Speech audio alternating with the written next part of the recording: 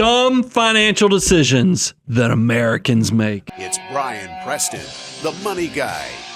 Brian, I am so excited about this show because, unfortunately, a lot of times we make suboptimal decisions. I think it's been said before, if we were logical and rational and reasonable creatures, we'd all be healthy, wealthy, and wise. Is that what it is? Well, it's essentially this idea. We'd all have plenty of money. We'd all have plenty of health, but we don't. We don't operate that way. And today, we're going to share some stuff that we do from a financial perspective that just shows how often we make suboptimal decisions. Well, look, I think we live in this modern world where you can figure out anything with a search of Google, and you would think that that would make us actually better at making decisions. But what I have found is not only do we have access to too much information, sometimes that it can be overwhelming to know what's noise versus actionable.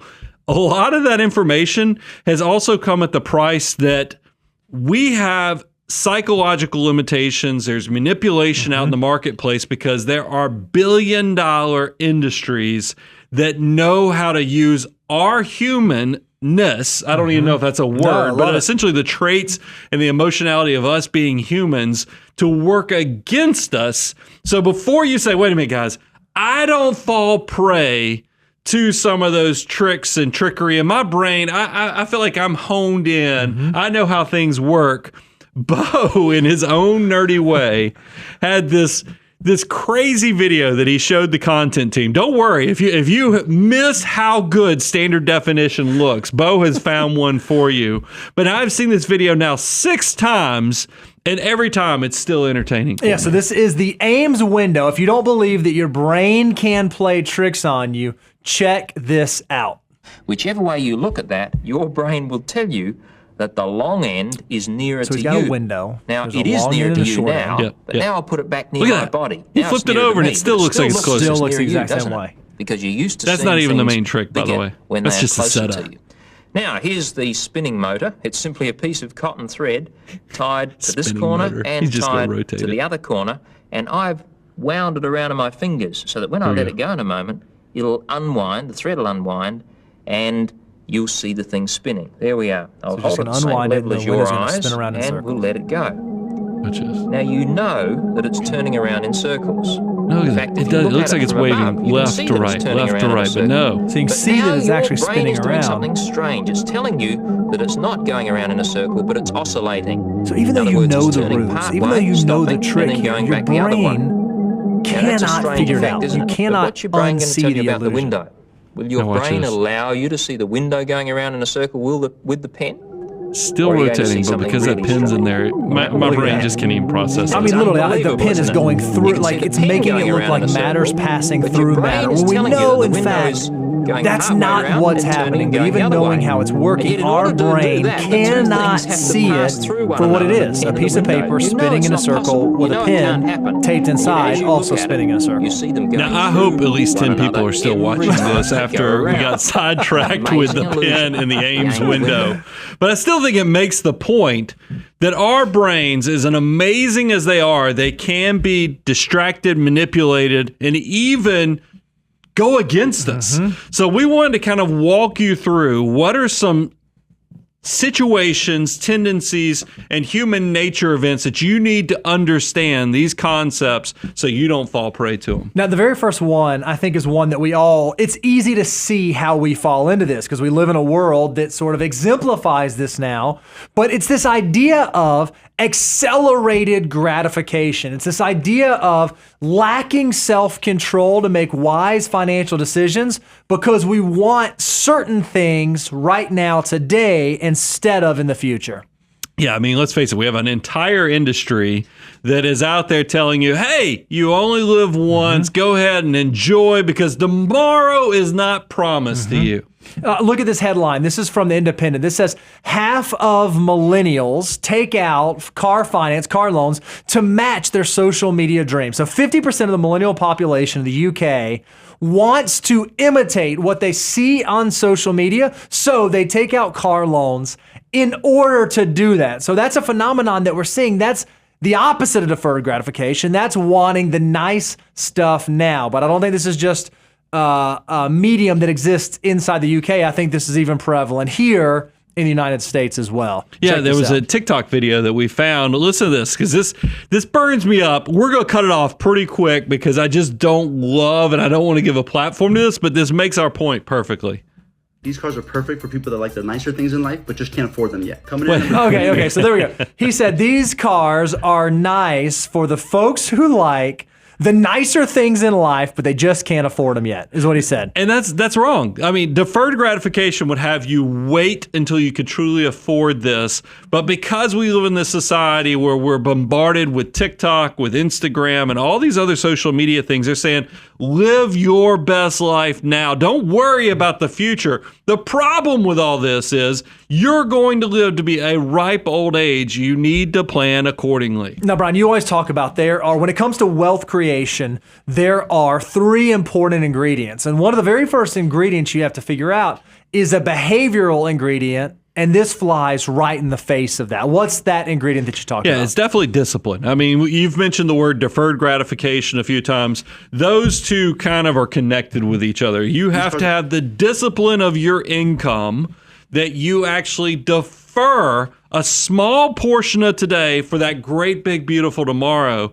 And I feel like a lot of these TikTokers, a lot of the things that are put in front of us at all times really work against that core concept. And we think if you can flip this around, if you can actually recognize deferred gratification, you can use this to be jet fuel on your journey to wealth creation. We have a deliverable, a free resource. You can go grab it, moneyguy.com/resources, that shows no matter what age you are. So we always use the example for a 20-year-old, if you can defer $1 today into the future, that $1 can turn into $88 by the time you get to retirement. It shows that if you can choose not to consume it, but to instead invest it for your future, it can do incredible and amazing things for you. If you don't know about how powerful your dollars can be, go download this deliverable at moneyguy.com/resources. Yeah, so go ahead and put it to use. I want you to automate your wealth building journey. Go ahead and start investing monthly. Defer a little bit of that today so you can have that great, big, beautiful tomorrow. Get to work right now. Okay, Brian, let's talk about this second mental failure that we have sometimes. Have you ever bought something and you regretted buying it, but you still used it or you still consumed it simply because you bought it? Oh, yeah. There's a lot of food items like that where we've covered this concept before, and I've talked about those turkey legs down at Disney World because they smell so great when you walk by and you look at it and it looks all visually great, and then you bite into it and you realize it's a mouthful of tendons. Doesn't even have it smells so much more than it tastes. There's a lot of things that you can talk about with sunk cost fallacy. Yeah, but don't just take our word for it. Listen to what Humphrey says here. He lays this out great. This movie sucks. Let's get out of here. We spent $15 on each ticket and we're only 20 minutes in. We need to stay. No, we don't. Before. We should cut our losses and leave. This burger tastes awful, but I paid a lot of money for it. So you're going to finish it because you feel like you have to? Not very good. Yeah, it's only rational. I need to get my money's worth. In both situations, the money is gone whether or not you eat the food or finish the movie. That's called a sunk cost. If we acted rationally, That's exactly right. What he's describing is sunk cost fallacy. It's when someone continues a behavior because of previously invested resources, whether it be time, like in the event of a movie, or money in the event of a meal, even though the behavior is no longer rational. It doesn't make sense. It does not actually provide utility. You feel like I'm, quote unquote, pot committed in this thing that I've done. By the way, it doesn't just stop with food and basic life things. It also works into your financial life as well. There's a lot of us that you'll maybe get sold a life insurance or an annuity policy that you look back and every year when you write that check, you're like, man, I'm just annoyed that I got sold this, but you keep paying the premiums. You just good dollars keep chasing the bad when you maybe ought to consider, hey, could this be paid up insurance? Are there other options instead of sending more money? I've also seen it, Bo. I had a friend who loves playing the individual stock game, and he bought Fitbit. Yep. And he just was so sure Fitbit was going to do good. I'm sure this was during the pandemic when people are all it was even before that. I mean, because this is back when, because now we take for granted. We all have Apple Watches on and they're doing all kind of things for us. So this is a few years back. But as soon as the stock started going down, he was like, well, hey, if I thought it was a deal at this price, now that it's gone down another 15%. Oh, it's a buying opportunity. It's totally a better opportunity even now. I'm going to double down on this situation. That is not the right way to look at it. There's a sunk cost fallacy is that you might be sending good dollars after bad, so be very aware of that mental limitation that you have. And I think if you can recognize that early on, if you can recognize that, whether it's in an investment product, or even a behavioral decision that you're making, you can likely avoid a lot of future losses, future pain, future discomfort if you can recognize, okay, that cost is gone. No matter what, I can move on to using my resources for better endeavors moving forward. We just talked about buying individual stocks, and you get so confident about it. By the way, it doesn't just stop with individual stocks. I want to talk about the next concept, which is overconfidence bias. And we see this with all kind of investments, and we have a perfect example here with real estate buyers. Yeah, check out what this guy says all of us ought to be doing with our dollars. Flipping houses changed my perspective on everything. Can never get a job again because this is so powerful. One of these houses pays more than my old career would in a whole year. Now look at this. This is the part that blows my mind. 20 flips a year, making $75,000 would equal $1.5 million.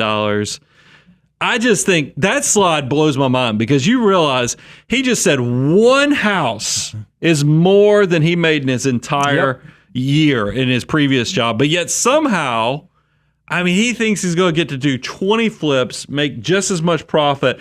There's a lot of ifing and wishing, because I think that this is actually the recipe for disaster if you're not careful. Well, I think it's what's really interesting. I think about how many real estate transactions I've done in my life, whether it be for investment purposes or even for personal purposes. They don't happen quick. Generally speaking, closings are not a quick thing. Real estate is not a fast-moving thing. In order for you to flip 20 flips a year, that's almost flipping 2 houses every single month. And it's not just getting through the process of doing that. Everyone has to work well. You have to make $75,000 on each one.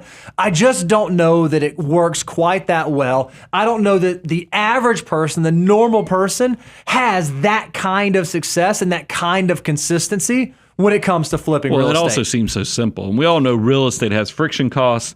And let's face it, banks don't exactly give you money unless you show you don't really need money. So that it's just a lot into that. Yes, he got lucky he had one good flip, and now he's assuming that every flip is going to be just as good as that first. By the way, we've done this too, Bo. Stock options. Oh, yeah. The worst thing that can happen when you come up with a concept is to make money on your first transaction, because then you get this overconfidence bias because you extrapolate as a human that you can do this over and over again when maybe you just got lucky on that first one. Yeah, overconfidence is simply when we perceive our own abilities or our own intelligence to be greater than they actually are. We begin to believe that we have more control over outcomes than is likely there. And I think we all suffer from this. I think everybody falls into this trap of thinking more highly of themselves than perhaps they should. Well, we have a saying around here is we don't think the villains or the victims ever win. That's right. But we also know just human nature is,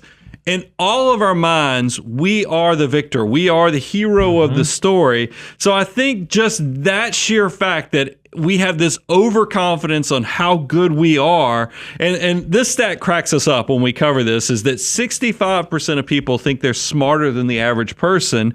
It's back to that hero mentality.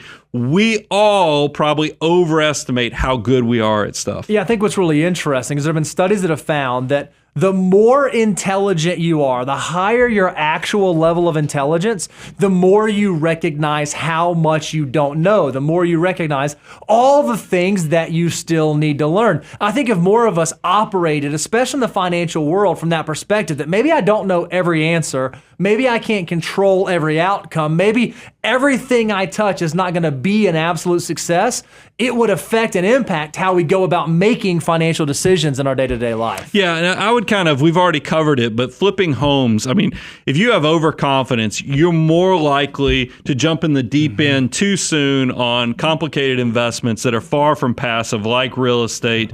I think you're also more likely to try to time the market. We see it all the time. Because we all know timing the market is next to impossible, yet you see people doing it constantly. And then let's talk about the individual stock buying or active mutual funds. They always, typically, if you go out on a long-term perspective, underperform just buying in the broad market. Yeah, it's really interesting. A lot of people say, hey, I'm not going to try to time the market. Yeah, I recognize I can't do that, but you know what I can do?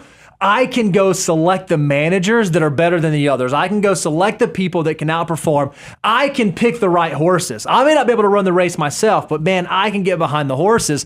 And when we look at the actual data, this is from the SPIVA survey as of the end of 2021, over the last 10 years, the last decade, 86% of domestic equity funds underperform their comparison index, meaning that you would have likely been better off by just buying the index itself than trying to pick the active manager whose mandate was to go out there and beat the index. What I love about this is if you can understand this concept early, you don't go waste the mental calories of trying to go strike through all the analytics and figuring things out. You don't have to go through all the emotional baggage that you get from getting attached to individual stocks.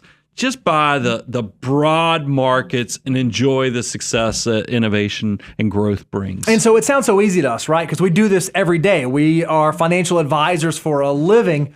But there's a real reason why I think a lot of people don't do what you said. Hey, don't try to time it. Don't try to figure it out. But just invest and believe in the innovation and technology of the future will be great. It's because at our core, I think a lot of us suffer from loss aversion. We are really afraid of losing money. We're afraid of loss. We're afraid of negative outcomes. And a lot of times we're more afraid of those negative outcomes than we even are for the potential positive reward. Yeah, so let's take an example of what is loss aversion. I flip a coin and you guess heads or tails. If you're right, you get $1,000. But if you're wrong, you lose $1,000. Would you take me up on this 50-50 bet? odds. No? What about $1,100 if you win and still only $1,000 if you lose? Still no. 50-50 But you have a odds, chance of but bet on gaining upside. more than you would lose. All right, fine. What about a $2,000 win and only $1,000 loss? Based on studies, this is the amount that some people would start considering this bet. This is called loss aversion. People are so much more concerned about what they could lose than what they could gain. I think it's interesting, Bo. Whenever we have a brand new client, we do a risk meeting with them. And we kind of go through a very similar exercise that's really getting to the core of loss aversion.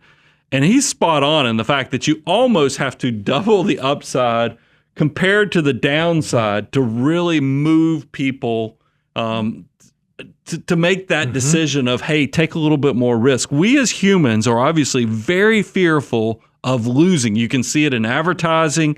You can see it in how things are marketed to us. Think about life insurance and other things. They're marketed through fear because they know that we're so scared of what we could lose more than the gains that are out there to be made. And I think what's so sad is when we think about this in the financial world, there's a lot of people who won't invest because of this, because they're afraid of markets going down. We know anecdotally, you've heard us say this all the time, that markets generally make money 8 out of 10 years, but it's those 2 years, that potential of downturn. And I think in today's day and age, all the constant noise being thrown at us, telling us how scary things are and how the next downturn is right around the corner, people become so afraid of that, it prevents them from actually doing the less risky thing, which is just getting their money working for them for a market that generally goes up over the long term. Yeah, I mean, we've seen this play out, whether it's the media trying to scare you, whether it's some political event that's going on.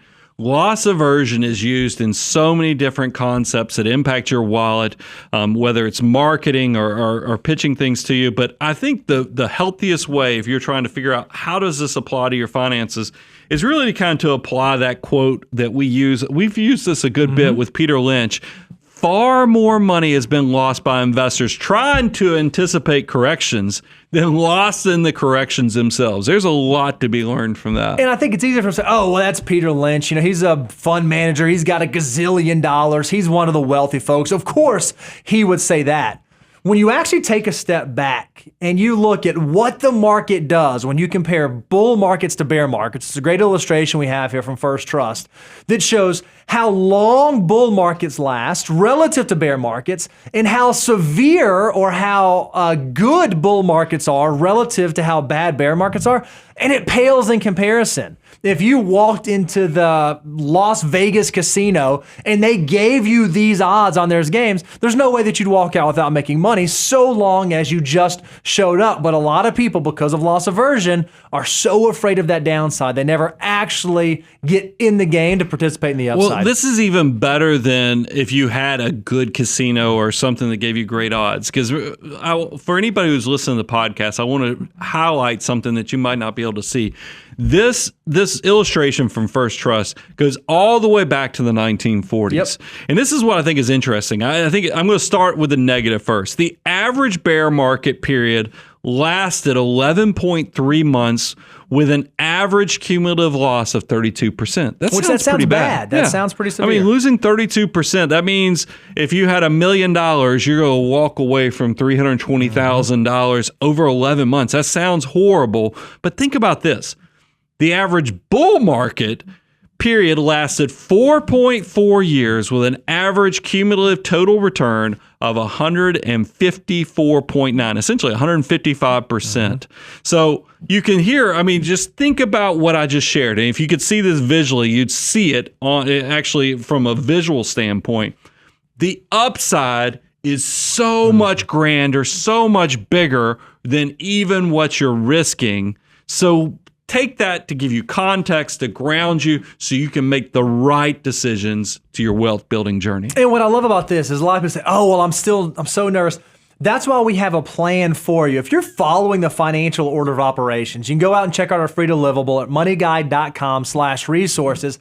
It provides you the quote unquote safety net to be able to weather those downturns. So even if we do enter into one of these bear markets, even if we do enter into a downturn, you can feel comfortable knowing you've taken the steps necessary that will allow you to weather that so you can actually participate in the good stuff. Well, Bo, you just said it, because I think another thing besides just being the aversion to losses, we as humans, we're herd animals. Oh, we are sheep for sure. We are definitely herd animals. So we like to talk about the risk of the herd mentality. And there's a great video out there on it. Before you start saying, I'm not that type of person, we have a great experiment that we like to show people. Watch this. We set up a hidden camera experiment to see if this woman would stand up at the sound of this tone. Simply because she's just sitting in a waiting room. Yep. A thing beeps and all the other patrons stand up. Go along with this, or would you? I get her. She's trying to figure it out. Everybody stands up. Look at her. She's like, oh yeah. She joined the herd. Knowing why she's doing it, this woman is now conforming perfectly to the group. Like, don't you wonder, would you do it? Like, I'm like, would I do it? I think I'd ask somebody, hey, what's going on here? Take the group away? Oh, look at that. And look, she is now being conditioned to do exactly what the herd was doing. Well, look, here's something I do know from herd mentality. If whenever you go to, think about a school function or even a concert. Yep. If I think it's okay, a clap at the end of it. Course. But then you start seeing a few people stand up to give it a standing ovation. If enough of the people stand up and get really excited, yeah, I jump up with even if it was else. A horrible presentation. Well, I don't know if I'd fall prey to horrible, but I'd like to think that I would fight that urge. But I'm definitely going along to get along. When I see a bunch of people stand up, I'm like, oh yeah, I'll stand up too. So I mean, we all somehow fall into this herd mentality in some way. Yeah, I think it's so interesting because you're probably saying, oh, well, not me. I don't do that. Well, let's talk about some things we've seen in the financial world where this actually happens. How about in the 1600s with tulip mania, right? People lost their minds over buying these flowers, and the price of tulips went through the roof because everybody started following the herd. Everybody started getting into it. Well, and it goes on. Of course, we know about the case of the Beanie Babies, and they're fighting in divorce court over it. You know, I'm probably a little bit older that I remember all the Beanie Babies that we're going through. And then don't forget, we just came through NFTs. Mm-hmm. I mean, we did a show where Mike Tyson had an NFT. We had Reese Witherspoon was being involved with this type of stuff. We all flocked to these trends, and I got to tell you. Are you surprised when you think about social media, when you have TikTok and Instagram? By the way, even us, we're not exempt from this either. I mean, we look like idiots on this thing. Maybe idiot's too strong, but we definitely can tell. I mean, you got the overbite going on. Yeah. I had my tongue out for a little bit.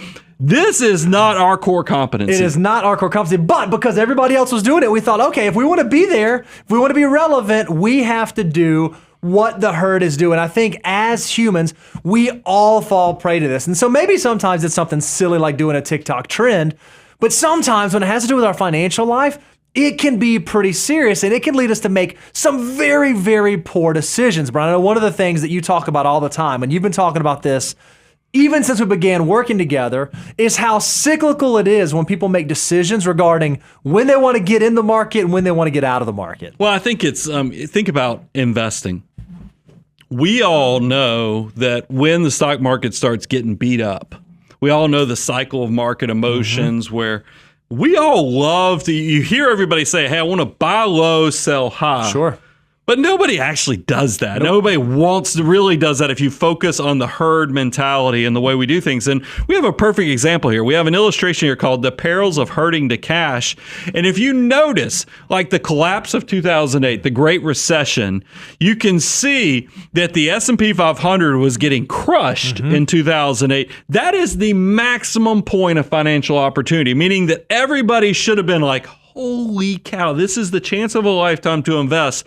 But what you'll notice when you look at the chart, cash levels were through the roof. Everybody was like, I don't want to be invested. I'm scared of what I'm going to lose. So I'm going to go ahead and load up on cash. The same thing kind of happened when you look at what happened in the pandemic of 2020. Once again, the stock market falls off a cliff. People should have been running in and trying to find extra money. That's what the financial mutants do, but that's not what the general public did. You see cash levels actually peaked up a little bit. This is what we're trying to train you to be that contrarian, to be that financial mutant. The sooner you realize to avoid that herd mentality, the easier it is for you to create wealth. And so how do you do this? What's the financial concept that you should employ? Well, let's go to Uncle Warren, our favorite oracle. He says, be fearful when others are greedy and greedy when others are fearful. Here's the actual full quote, because a lot of times we quote that. He says, investors should remember that excitement and expenses are their enemies. And if they insist on trying to time their participation in equities, they should try to be fearful when others are greedy and greedy only when others are fearful. This was in a 2004 letter.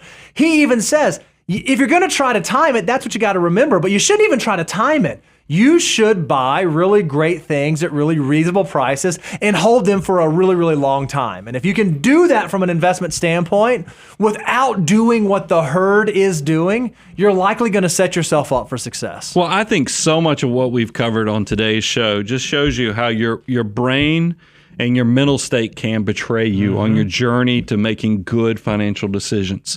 And this is why I wanted to kind of uncover it, go deeper into it, because the sooner you can notice this stuff, and then also as we go through downturns, like we're in a recession, well, it hasn't been officially deemed a recession, but the market, we've had 2 negative quarters of GDP growth, and then we've reached bear market status with the financial markets. There's a lot of negative stuff that's out there that I want you, if you can watch content like we've just created, and you can say, how am I doing right now? How do I feel? I mean, am I scared? Am I worried? Or am I trying to figure out how I can get more money in? Because I know I'm not retiring for at least 15, 20 years. I ought to probably see if there's an opportunity here versus just going the way the rest of my peers are, where they're scared and they're not trying to maximize and see if there's a silver lining to these dark skies that we're facing right now. This is the part of the journey. The sooner you develop critical thinking skills to see through the noise and actually see the clear path towards success, is the day you accelerate your journey to wealth creation. And we are going to keep trying to load you up. We're going to try to keep being that voice of reason. If you've not gone to check out the website, go to moneyguy.com. We have tons of free resources on our resource page. If you want to do an even deeper dive around some of our tools and content, you can go check out our courses at learn.moneyguy.com. Or if you're at the place right now where you've decided, you know what, I've been doing great, but I need a co-pilot. I've reached that level of success where I just want a second set of eyes to make sure I'm doing all the things I should be doing and not letting anything slip through the cracks. It might be a great time for you to take the relationship to the next level. You can go to aboundwealth.com, fill out the work with us, and we would love to hear from you. Guys, we got a lot of exciting stuff coming your way. We can't wait to share with you. But thank you for tuning in, watching our content, listening to our content, and of course, subscribing. And I want you, Bo was spot on. Go to moneyguy.com. You've got to get tied into all the free resources, the courses. We're doing everything in our power to try to accelerate your wealth building journey. I'm your host, Brian Preston, Mr. Bo Hansen. Money Guy team, out.